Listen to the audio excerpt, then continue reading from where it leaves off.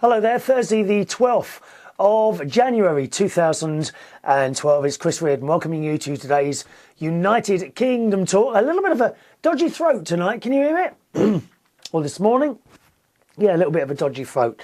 A couple of you have noticed the brand new opening and closing video idents. Those of you that watch the show.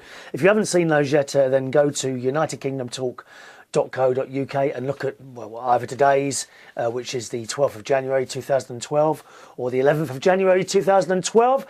Brand new idents, one for the beginning, one for the end. I'm on the lookout for some more. They actually weren't very expensive at all, just £5 each. How wonderful is that? And I've got that from that site I was telling you about, fiverr.com. or 5squids.co.uk. That's the same sort of site, but the British version now. Okay, so I do hope you like our brand new idents, beginning and end. Same old music, I'm afraid. Also, I was going to tell you, if you ever want to get the show via iTunes, we are on iTunes as well. You can download the show there every day. Just look for United Kingdom Talk. You will find two. Okay, you'll find an audio-only show and a video show. Obviously, if you want to watch it, then choose the video show. If you just want to listen to it, then choose the audio show. Once again, available on iTunes, okay? United Kingdom Talk. Well, I had a very nice Tuesday night. I went out to see The Iron Lady. That's the film where Meryl Streep is playing the wonderful Margaret Thatcher. I loved Margaret Thatcher. She is on the same level to me as in... I'm sorry, my voice is... I'm having trouble getting it out here. She's on the same sort of level to me as Shirley Bassey and Margaret and Barry Manilow. I really, really liked Margaret Thatcher. I didn't always agree with all of her policies, but by and all, what a wonderful woman. And she is portrayed by Meryl Streep in the film The Iron Lady, which is around at the moment. Really enjoyed the film. In case you're going to go and see it, I'm not going to tell you all about it, except to say that it is actually quite weepy in parts. Some of it's really sad. I mean, it really is. And there is a bit in there that will make you jump out your skin. Again, I will give absolutely no clues to that at all. See if you go and see it. Can you tell me the bit when you've been to see it that you jumped out your skin? All right, so go and see that. Really highly recommended The Iron Lady. I went to my local cinema in Bracknell, the Odeon in Bracknell. £8.95 for a Tuesday night ticket, which I suppose isn't too bad these days. I did make sure I had dinner before I went there and a cup of tea, so I didn't have to buy anything in there.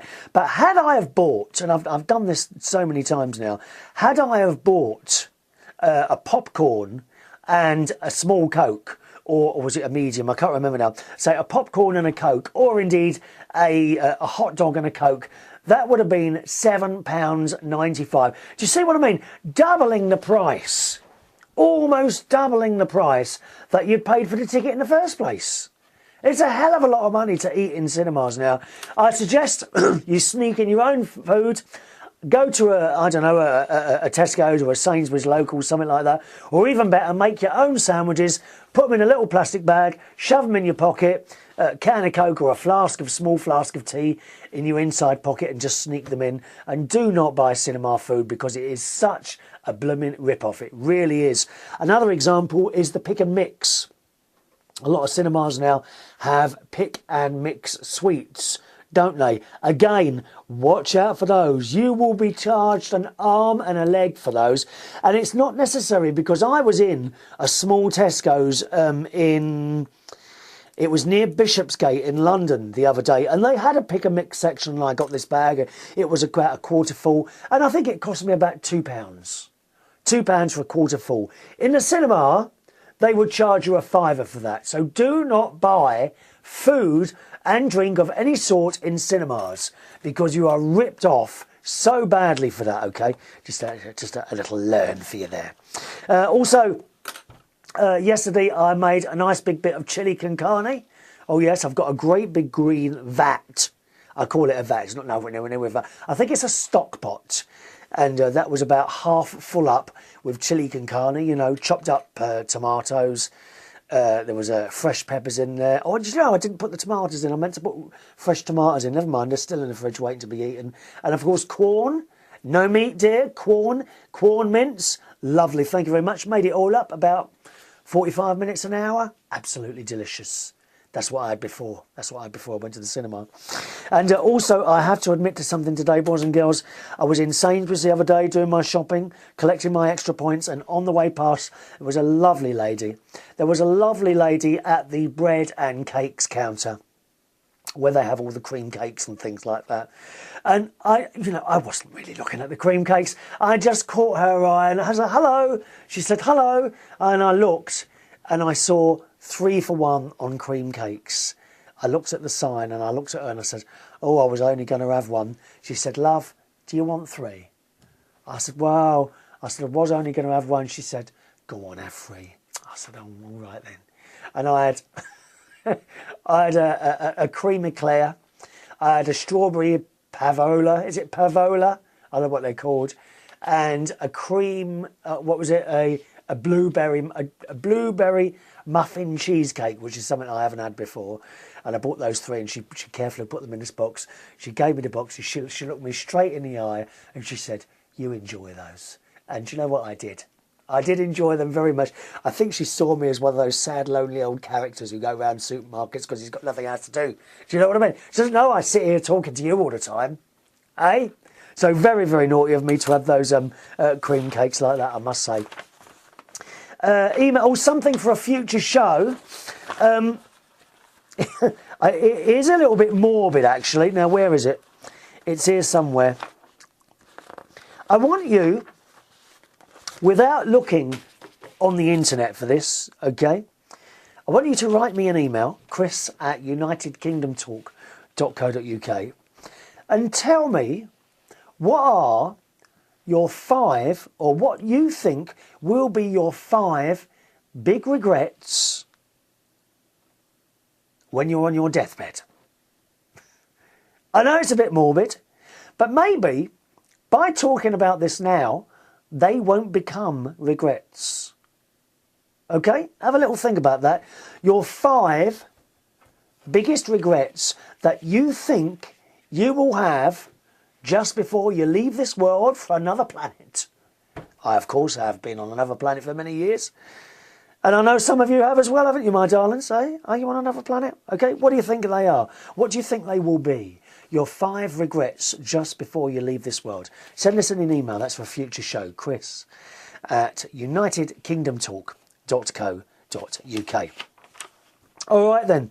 American Quee TP via YouTube writes, another enjoyable show, like the new intros. Very techno. Thank you very much. Not very expensive. You know, I could sit here and make believe and tell you they were hundreds of pounds. They weren't. They were £5 each. And I'm looking for some new intros and outros. We could change them about a little bit. Give a little bit more sparkle to the show. Incidentally, there should be more sparkle to the show because I have cleaned the mirror ball behind me. It should be sparkling a little bit more, those of you with vision.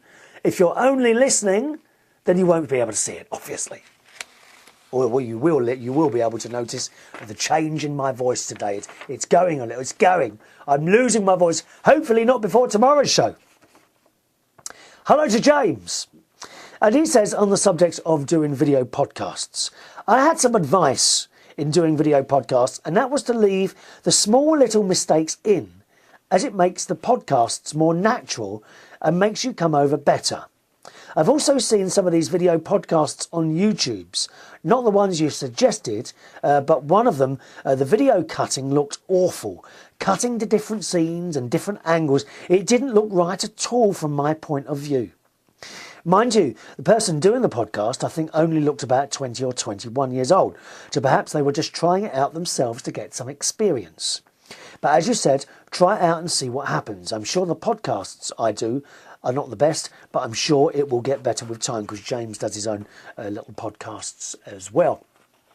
And what I was saying is I'd seen other podcasts where they're similar to this in that someone is sitting in front of a camera and simply talking, but they're cut a lot.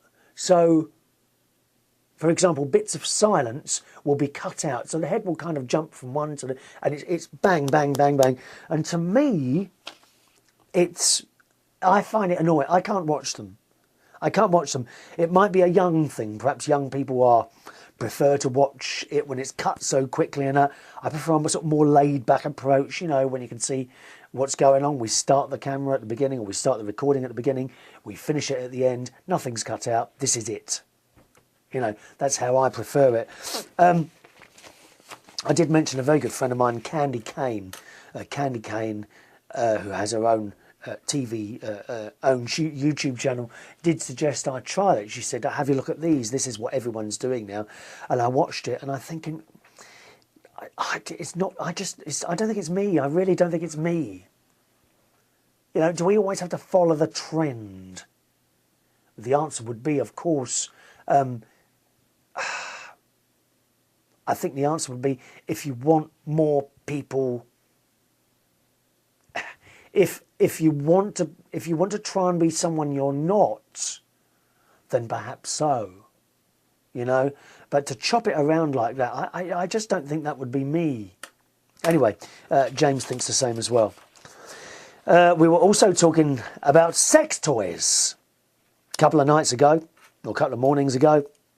And Boots the Chemist is to put sex toys, or maybe is already putting sex toys on the shelves as a trial in some part of the country, next to everything else, just simply on and not hidden away on the shelves with the toothbrushes and everything else. James says, as for the sex toys debate, I think it would be a big problem for very young kids to see. That's why I think sex toys in their rightful place, like sex shops. People mature enough know where they are. As for condoms, teenagers get them for free and with free advice from youth clubs and projects where an appropriate adult can discuss the subjects of sex with the teenager and the problems associated with it as well. Well, it used to go on when I was a teenager, and you could speak for someone at the youth club. Is there any problems? Yeah, I don't think, James, we were so much worried about teenagers in Boots the Chemist seeing these things, because once you get to that age, you know exactly what's going to happen. The lads are going to go in there and they're going to pick them up and start taking the mick and laughing and that sort of thing. We're talking about the younger children, you know, 5, 6, 7, 8 years old. Mummy, what's that for? You know, do you think that's a good idea? Some people may think that children should know about things as early as possible. I personally don't. I think they should be heading away. So, there we are. It's the younger children we were talking about, not the teenagers. James says, New Year and different weather for a change, but that's caused havoc in some places, though, which is not good. I feel sorry for the people up north. Yeah, well, thank God we're not up north, James. We're down here in a nice warm... The mild weather just goes on and on, doesn't it? How much luckier are we going to be? James also said, I hope that Ronnie had a nice Christmas. And you haven't mentioned about going to the cinema recently. Well, I did last night, so a couple of nights ago, to see the Margaret Thatcher thing. I don't think there's been much great on at the cinema recently. The only film I'm not sure about is The Iron Lady, which I've seen. What would people recommend to go to? I would recommend, James, go and see The Iron Lady. I really enjoyed it. Really enjoyed it. And if you don't know anything about Margaret Thatcher or anything else, I think you could still watch it and enjoy it, okay? All right? Hello to Sean, who saw me using binoculars on the show the other day, who says, can I use your binoculars? When I go down to the seafront, the binoculars charge is 20 pence. No, you can't borrow my binoculars. Not mine anyway, they were my dad's. They were my dad's binoculars, they were. Sean also reckons editing, any sort of editing for the show would be a complete waste of time. He said it would be just easier to carry on with what you're doing as it is at the moment. I agree. And I was asking Sean if he did hoovering, and he says, no, I don't do hoovering. I just do private functions, because he's a mobile DJ. Not always at pubs. I also do village halls and social clubs. On the video, because he uploaded a video to his Facebook, speaking, you cannot see me though. It's hard to be in two places at once. However, if you would like me to do your hoovering, you can hire my robot for £180 a month and it will do everything. A robot for hoovering? It'll never get into the corners, will it? He says, clean dishes, hoover, clean your toilet, read books to you. I'm working on another robot to DJ. Maybe you would be interested in one of them once they are released. No, thank you. I think you can take robots a bit too far. I might like one for washing up. You know, mind you, I've got the dishwasher downstairs. I have got a dishwasher that I use. No, I don't use it that much though. I like your pink purple flower, which is actually on the window today. The pink purple flower. I think you could be on a proper FM radio station. I think you was. I was. I've been on a few proper radio stations actually. The last one was Liberty Radio in London. That was actually an AM station in the year 2000. I haven't been on one since. I don't think I'm what they want. So that's it. According to Google, in Tuesday the 10th of January 2012 show, there is something in the top left corner. What is that? I think you mean this. I think you saw the bracket to this microphone, which is hanging here, which actually is rarely used now. I don't really use that microphone, so I think that sort of was accidentally in the picture there. He says, looks like a piece of your start cloth is missing, or are you zoomed out too far? No, it was a microphone. It was hanging down in the wrong place, Sean. I do apologise. Very eagle-eyed for you to spot that. He says, I've got a lot of private functions lined up. However, most of them do not allow me to take pictures and video. I will take more pictures and video at some of the private functions where I'm allowed to take pictures and videos at. So thank you very much, Sean. We look forward to seeing some more of your bits and pieces. Sean, you've gone into that habit of sending six messages at a time again, dear. And it's costing me a fortune in paper, quite honestly, dear. Can you just do it all in one email so I only have to print off one bit of paper? Is that possible, dear? Think of the trees, those poor trees, having to be cut down because your fingers are too excited. All in one email, please, son. And finally today, hello to Jean Evans. Hello, Jean, who says, love to show as always. RE Boots the Chemist and Sex Toys. I have 3 grandchildren, 5, 3 and 16 months. Please allow them to be young and innocent for as long as possible. I totally agree with you, Jean. Teenage and adult life, it's all come too soon. Allow them to be young and innocent, please. Also, think of the poor mum, dad or grandparent who's got to answer the questions to those innocents. Yeah, I know. I had to explain to one of my sons what a prostitute was once at age 7 years. It wasn't easy, Chris, but I think I did okay. Ta-ta for now. Thank you very much for that, Jean. I totally agree. I absolutely, totally agree. I don't think sex toys should be anywhere near the shelves of young, prying eyes to see, because they're so inquisitive. What's that, Mum? They don't need to know that. You know, they absolutely don't need to know anything like that. I know there are some people that say that, you know, why not their children? Let them... No. It's almost like when people say Santa Claus doesn't exist, isn't it? You know, it's a bit like that. You know, no. Leave them as children, young and innocent for as long as possible.